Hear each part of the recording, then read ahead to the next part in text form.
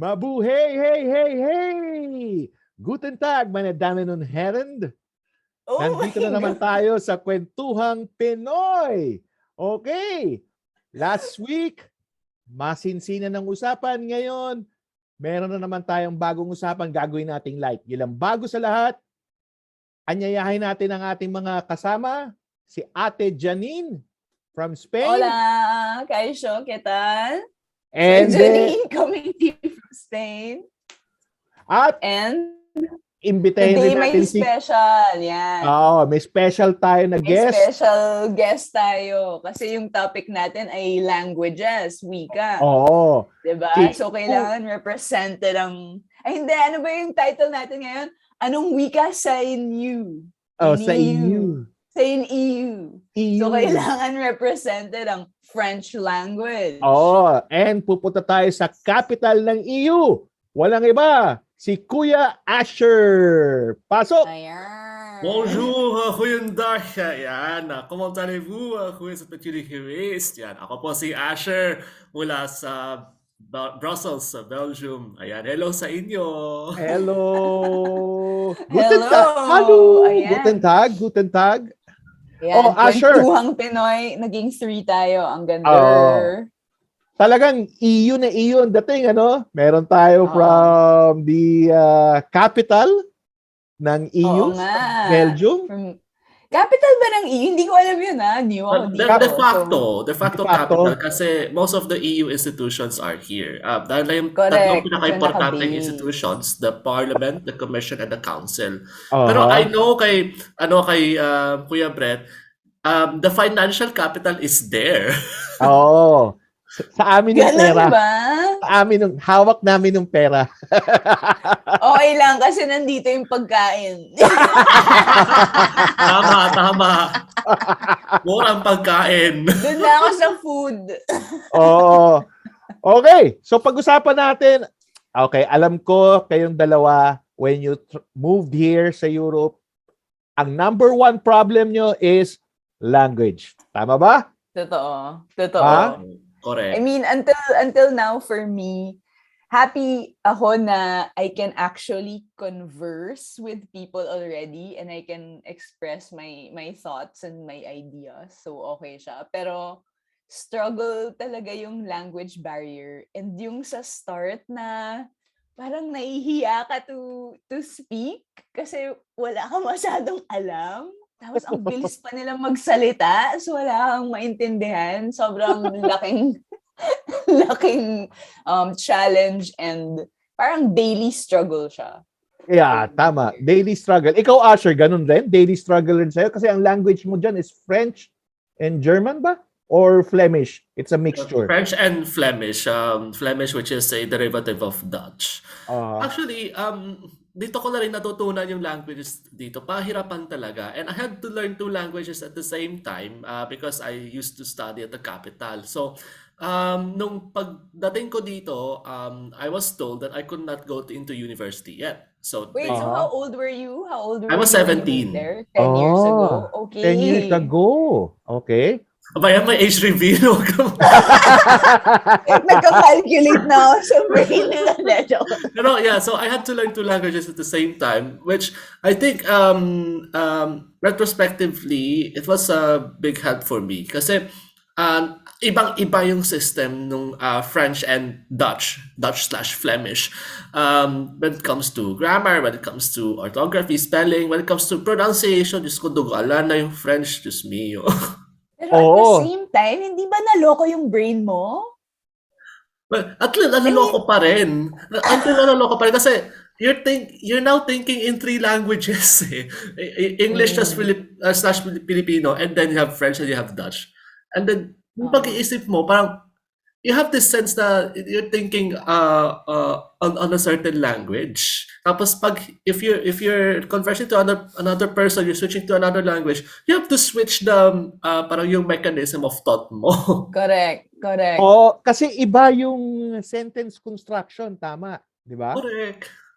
Okay. Ang tanong ko sa inyo, when you learn a new language, o yung pagdating nyo dyan, nagta-translate ba kayo from English to Spanish or from or English to Flemish or English to French? Ganun ba ang train of thought nyo when you learned your new language?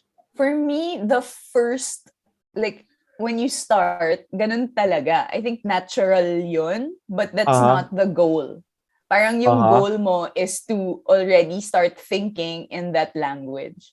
Pero syempre, to get to that point, di ba, hindi naman pwedeng from zero. So, you really like, parang translate. I remember, I would, parang, makikinig ako ng music habang naglalakad Uh-huh. na English. Tapos, itatry ko siya i-translate. Habang kumakanta, itatry ko siya i-translate to Spanish or like, let's say, naghuhugas ako ng pinggan. Oh. Ina-narrate ko sa brain ko in Spanish kung ano yung ginagawa ko. Parang yun yung mga practice times ko for Spanish. Ikaw, Asher, ano mo, experience? English to French? At Yeah, first? English to Flemish at first kasi yun yung strange enough that was the first language that I learned, Flemish and then French.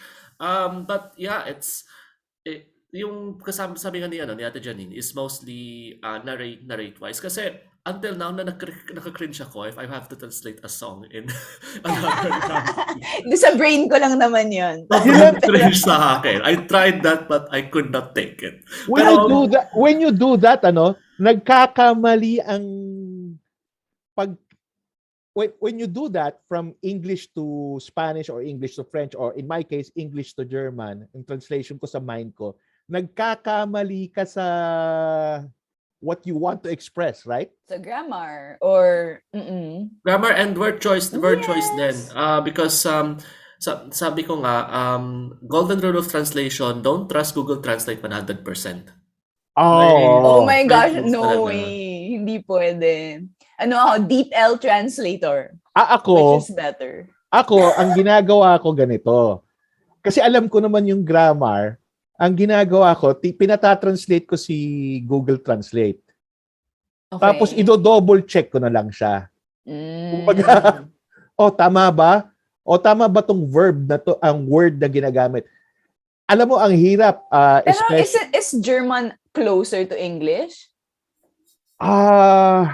There are words na ginagamit sa English, but in terms of the thought, yung sentence construction, magkaiba because we put our verbs at the end of the sentence. Okay, kailangan mo i-reserve for the So, end. bale, ang nangyayari, kung nakikinig ka sa isang German, parang atat na atat ka, ano nga ba? Anong ginawa mo? Hihintayin mo hanggang sa katapusan kasi doon niya nilalagay ang verb at the end of sentence. So, for example, sige nga. Magtanong ka para makaisip ako. Something about the family or like how many kids do you have? How many kids? Ich habe ein Kind. Ich habe ein Kind. Ich habe ein Sohn.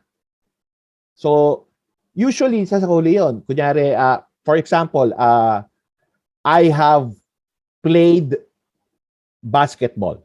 Okay. Ich habe Basketball gespielt. Nasa huli. And gespielt is played. Oo, okay. Yun. Gets. Ganon rin ba yun sa'yo, Asher? Yeah, yung Dutch, and German very similar. Yung Dutch plus Flemish and German very similar. So when simple sentences, you still use subject, verb, object. But for complex sentences or complex tenses like yung sinabi mo, Kuya Brett, yung past perfect, it's already and you have the main verb at the end of the sentence. So for example, I have done theater. So I have played theater before. Ik heb toen theater gespeeld. So toen is like earlier. Ik heb toen theater gespeeld. Which is, diba? It's kind of similar to German, diba? And strange enough, I found it easier to learn Dutch than French because there are a lot of similarities in English. Maybe I'm going against the flow of the Filipino migrants here kasi they found French easier in the offset Talaga? than Dutch. Oo, yun ang sabi I find nila. French super difficult. Pero Oo, I guess, kasi- well, it's a lot easier. Maybe not a lot easier, but it's easier for me kasi there are a lot of Filipino words that are also Spanish words. So, I don't Oo. know. Like that helps. Okay, tanong ko sa Like- inyo, what were your baroque moments in learning this language? Ah? OMG! Meron akong isa that I will never forget kasi nakakahiya talaga siya. Oh. So, Ano yan? parang kasama ko yung friend ni Mikel. Habang Oo. nasa work si Mikel or whatever. So, tinatry ko mag-practice ng Spanish ko. Oh. And we were talking about him. And parang, I wanted to say na nahihiya siya or something like that. And then here in Spanish, pregnant is embarazada. But then, and I would hear that word. So, I thought it meant embarrassed. So, I said ko, estaba embarazada. Which means he was pregnant. Tapos yung friend niya parang, what? Tapos tapos ako parang, like, what? Tapos siya parang, like, that means pregnant. Tapos ako like, oh my gosh, I'm sorry. I thought it meant embarrassed. Ako tuloy yung na-embarasada. De, joke lang.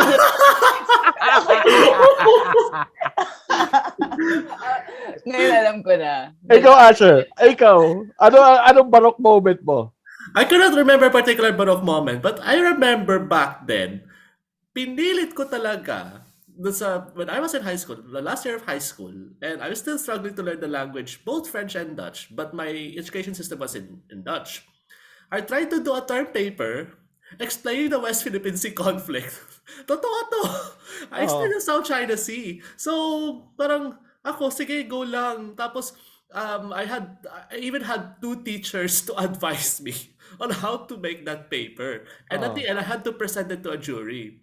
And then at the end, when yung graduation na, parang they gave me, kasi they gave special awards for each subject, diba?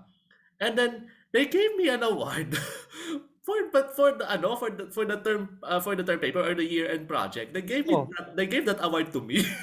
Nagulat ako, alam ko, parang medyo mababa yung grade ko. Hanggang barok.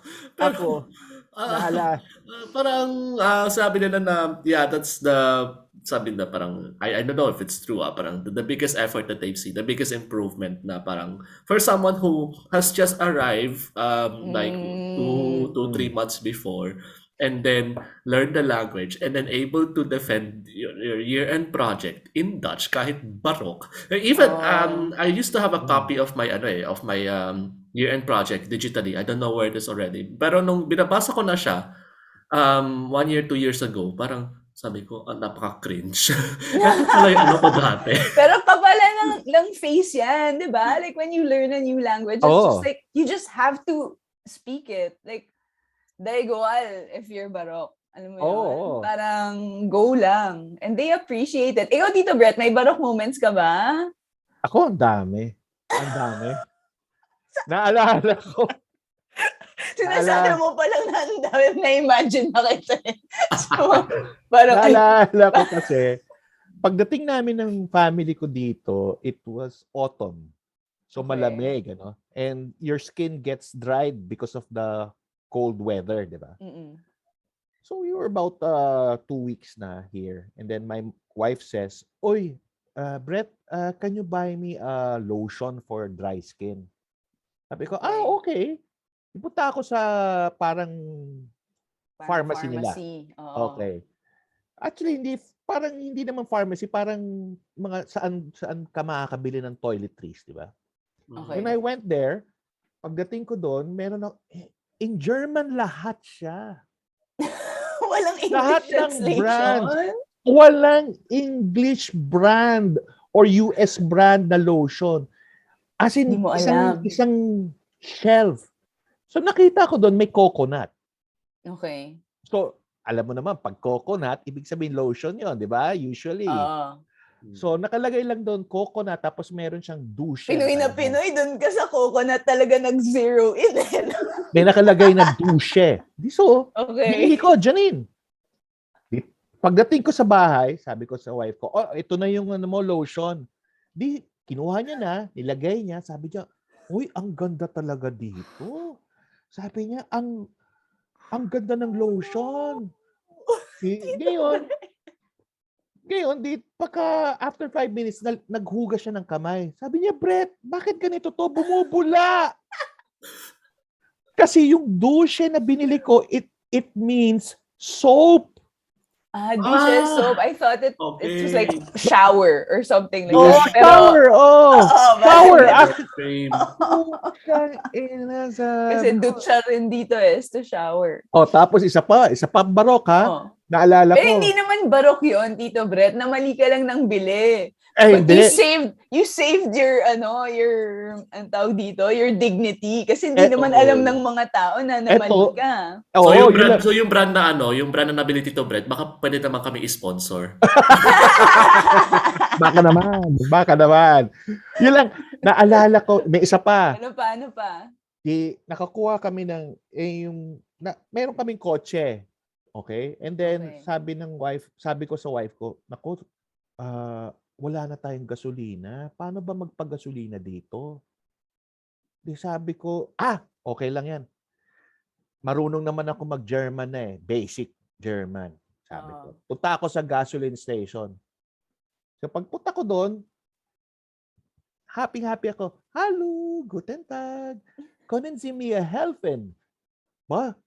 Syempre yung pag-pronounce ko hindi ganun ka-perfect. Tapos sinagot ako ng gasoline attendant. Was is that? Huh? Ibig sabihin, go away? Hindi, yung what is that? Okay. Umalis na lang ako. Tapos bumalik Natakot ako sa ka. wife ko. Oo, sabi ko, paano ba magpagasolina? So nagtanong siya sa boss niya. Ay niya, can you tell us how to have a How to load gasoline? the car. Oh my gosh. Oh. Well, hindi lang your story, pero kami ng sister ko, parang pumunta kami sa Hawaii para sa wedding nung parang cousin namin from the States. Tapos, nag-rent kami ng car to go to different beaches, ganyan. Tapos, first time namin na magpagas na, alam mo yun, walang gasoline attendant. Like, ikaw yung gagawa. So, okay. Kuha tayo dito, lagay natin sa loob, tapos hindi nagsa-start. Ano yung pipindutin natin? Hindi namin alam. So, pasok yung sister ko sa loob, tanong siya sa gasoline attendant, tapos sabi, you have to like flip something. Hindi namin mahanap, as in, wali. Parang, oh my gosh, so pumasok siya ulit. The lady had to come out, and then, alam mo yung parang, nakaganyan yung gun for gas. Tinanggal namin. Tapos lalagay mo sa car mo. Parang ito or something. Parang kailangan mo ibaba. So parang part siya ng whole machine na hindi namin kita. Tapos, nakakahiya. Tito Brett, sobrang nakakahiya. Talagang nakakahiya yan. Ang tanong ko kasi, ang tanga-tanga natin. Like, sobrang basic nito. Hindi natin magawa. precisely, bakit kaya ganun, Bakit kaya Sobra nating ganun? spoiled. Oo. Well, yun realization ko, yun being here. Yes. Spoiled tayo kasi sa Pilipinas, everything is done by somebody. Yeah. Exactly. Unlike here in Europe, you should do your part of, like in grocery. Correct. Sa grocery, alam mo ba dito sa Germany, Ikaw parang magpapack ng sarili mong groceries, Oo, everything. marathon. Oo. Parang And dapat 100 ready ka meter na. Tapos Parang alam mo kung ano yung mabigat, yun yung uunahin mo. Alam mo Mabilis. na dapat Mabilis ang paglagay mo doon sa supot kasi kung hindi, Oo. tinitingnan ka ng masama ng mga Germans kasi parang ang bagal-bagal mo naman. Oo. Ano ba? Totoo Diba? yan. Oh, di ba? Oo, Ay, parang nako. hindi mo ba alam kung paano yung mga basic life skills, ganyan. Tapos, hindi! Pero balik tayo sa language, Tito Brett. Bakit ka nahiya? I mean, but hindi ka ba pwede mag-English dyan? Or... Actually, yung generation ngayon, yung mga bata, they know how to speak English already. Okay. Naka-inculcate na yan sa education nila, sa basic education. But yung iba, yung mga matatanda, doesn't know English. At saka, kumbaga, ang kasabihan dito, ako sa tingin ko, naninirahan ako dito, bisita ako dito, I should learn the language. Right. Diba? Right. Hindi naman ako pwede maging demanding na you should learn English because No, correct. No, I kasi completely diba, agree. bayan nila to eh, diba? The same goes if they're in the Philippines, if they don't speak English or Filipino, sasabihin natin na sa atin kasi very tayo accommodating pa eh. Oo, opposite sa atin. Parang tayo yung nahihiya kung hindi tayo marunong ng language nila kahit nandun tayo sa sarili nating bansa. Alam mo yon? So yung ang tingin ko is I have to learn the language and I have to conform. Correct. So ngayon, nakaka-converse na ako. Actually, meron akong binibilihan na parang sari-sari store.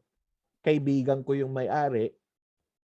Ayun, ang kasi sa kanila, when you speak the language, kahit barok,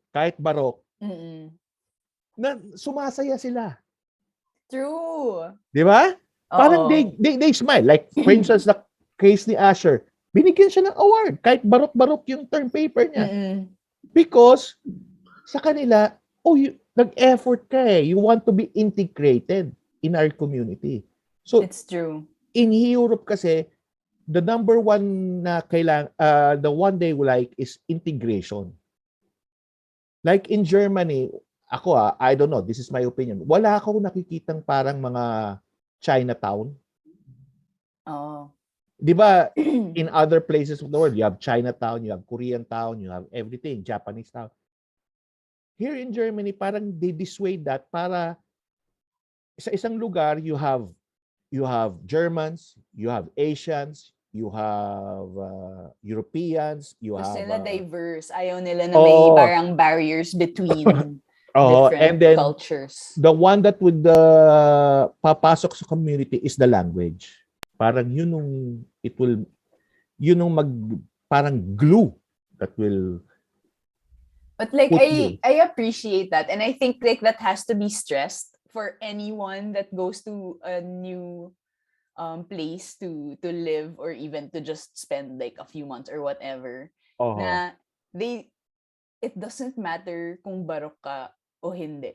Diba? Parang they really appreciate that you try to communicate with them in their own language and they'll welcome it. Kasi parang may mga kilala ako na they learn, not just Pinoy, yung mga like naging classmate ko sa Spanish class, mga ganon. Nahihiya talaga sila to practice it. Parang alam ko na kaya nila. Like same kami ng level. Pero sa ibang tao, parang hindi nila ma-practice yung language kasi nahihiya sila about their accent or kung wrong yung grammar nila. Alam mo yun? That's true. Kasi ang Pinoy, when you talk about English grammar, perfect niya eh. Hindi nag-aaway ang subject-verb agreement. Malait tayo, Tito Brett. Oo. Super natin malait. Bakit ba tayo gano'n? Diba?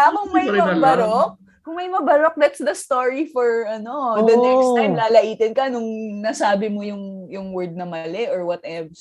Ako ngayon, kahit hindi tama yung 'di ba may gender tayo sa languages natin? Wala na akong pakialam. Basta tuloy-tuloyin ko na lang. Bahala na kayong mag-intindi. Kahit yung verb ko nasa umpisa, bahala na kayong mag-intindi. Correct. Gets nyo naman yan eh. Diba? Gets nyo naman yan eh. Diba? I appreciate ko rin, parang, yun, like one thing is, pag hindi ko alam yung word, minsan sabihin ko na lang siya in Filipino or in English para ma-continue yung flow of speaking. So, and na-appreciate ko rin pag after I say something, they correct me. Parang ganon. But they did that like later on, yung mga friends ni Mika. Parang at first, nung alam nila na hirap ako, hindi naman nila ako kino-correct. Pero ngayon na alam nila na magigets ko na yung correction. Alam mo yun? Oh, Kino-correct nila ako about like True. how I say words, ganyan. So, Well, gusto ko lang na-appreciate isingit, parang, okay, we've learned about how we learn the languages here sa Europe. Pero, meron din bang mga salita sa Pilipino na never natin nakita ng translation dito, even in English? Meron mga salita ba sa Pilipino? May Marami. mga Sisimulan ko favorite na. words Sisimulan ako. ko. Go. Oh, Tampo. Tampo! Oh my gosh, kinailangan ko yan Tampo. i-explain kay Vicky. tampo. Diba? Tampo. Ako like, yung I-English mo muna tampo. Wala? Wala ba? Janine, parang sa inyo Somewhere tampo. kasi it could be jealousy, it could be slight anger, pero it's in a wala. different context eh. Kasi, Oo. diba? Sobrang specific ng tampo. Like, specific siya. Hindi ko pa alam kung baka meron silang deeper translation dito or expression for it. Pero wala, tampo and dabog. Diba? Parang, pero mas positive naman yung akin. Like, kilig. Gusto ko yung kilig. O, kilig. Or gigil. And pag sinasabi ko yung gigil, gets na nila kahit hindi nila alam ko ano yung meaning. Pag may baby, tapos malaki yung cheeks, gigil, gumagano, gets na nila kung ano yung ibig sabihin. Ang ganda, diba? May mga words tayo na gano'n na love ko. Plus, Paano mo masabi yung gigil ako sa'yo? O paano mo sasabihin sinasabi ko gigil. Hindi. Kunyari, Alam na niya yung word. Ganun siya ka-unique na ginagamit na rin niya. Si Mikael, pag sinabi mo, nagtatampo ako sa'yo, paano yun? Pag sinabi kong nagtatampo ako sa'yo, ayaw ko na alam niya kung ano yung ibig sabihin. Okay rin na may sarili akong language.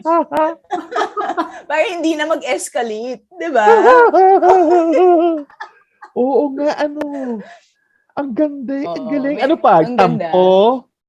Ano pa? Tampog, Ako yung isa ko kilig, yung na-realize about like Filipino language. Yung mga natin, yung mga expressions natin na hindi naman talaga coming from Filipino. Like, ganern. Ano mo yun? Yung parang play natin with our words. Oo. Para lang hindi boring. Bakit ba natin ginagawa yun? Parang dito hindi ko yun nakikita na iibahin nila yung accent nila ng onte para mas flashy yung words. Yeah. Kaya kayo mga viewers natin ngayon. Ano yun? I-post nyo. So mga viewers natin, i-post nyo anong Filipino word na wala sa language. Favorite Filipino words na hindi translatable. Okay. Diba? Ang ganda nun. I mean, mas na-appreciate ko yung Filipino language. And na-realize ko na, you know how people ask you, like, what's your first language or what's your native language? Na-realize ko na yung native language ko ay Taglish. Hindi siya English.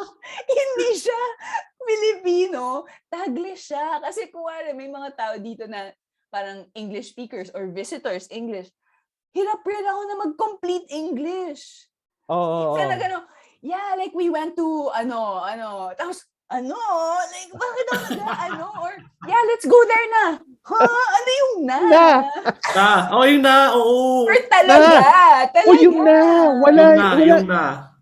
I'm so excited talaga, ganyan. Tapos biglang, ay, hindi mo pala alam yun.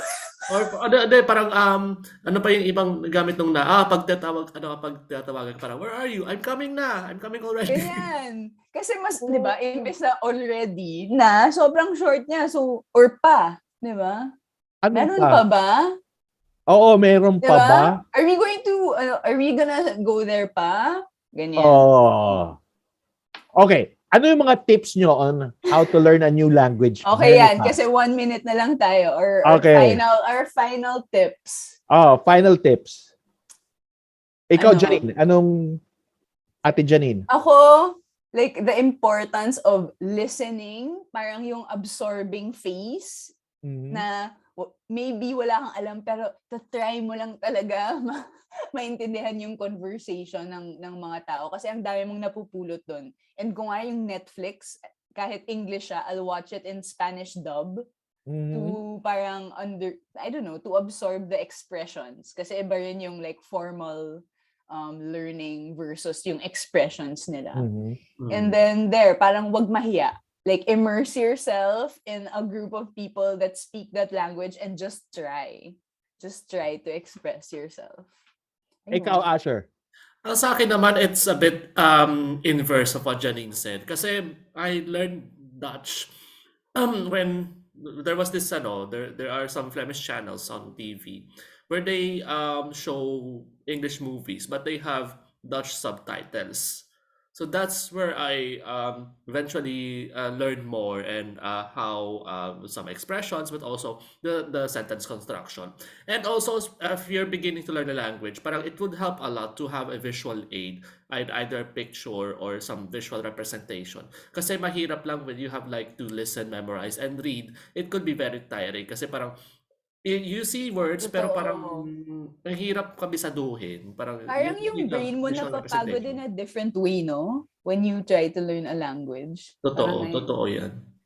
parang Ako, na-overload. ito, ang tip ko is unorthodox. Okay? Mm.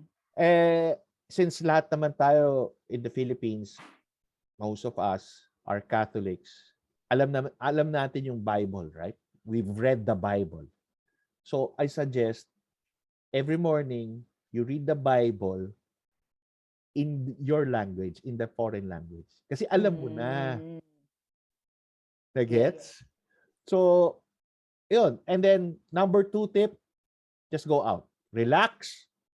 Everybody, dinadaanan mo, relax ka lang, and express yourself. Bahala na kung Correct. Totoo. Di ba? Oo, Kaya ang kung ganda. kami ni Janine mag-Spanish, hello! Hola, Janine. ¿Dónde está Cobeta? Porque ako etat. Di ba? Favorite yan ni Tito Brett, Tito Joe. Just express yourself. Okay? Okay. So that wraps up for our conversation para sa ating kwentuhan today. Yes, ang ganda ng language. Ang dami pa nating pwedeng parang pag-usapan with language. So baka Kailangan ng part 2. Oo, baka kailangan ng part 2. Pero pag-usapan natin 'yan. Gagawa tayong part 2. Hablamos. Gagawa tayo ng part 2. Okay. Yung anong ibang language, secret language. Secret language. Sige, kailangan ko Parang di maintindihan ako ano dyan. na. Ano yung secret language na sabi? Oo, anong secret Yan. language Pag yan? mga Pinoy nag-uusap, may secret language. Ay. Next week. Oh, okay. sige. Alam ko na to. Kwento mo sa Alam ko amin na next to. week. Kwento mo sa amin next week, Tito Brett. Okay. Ito pala. Hindi namin alam. Okay. So, mga kakwentuhan, ito po ang inyong lungkod na si Tito Brett. At Janine. nagsasabi ng Ovidezain, bis next temal. Ciao! Adios! Agur! Oh, kalap ko siya. Okay. Sige. Sa susunod, mga kababayan.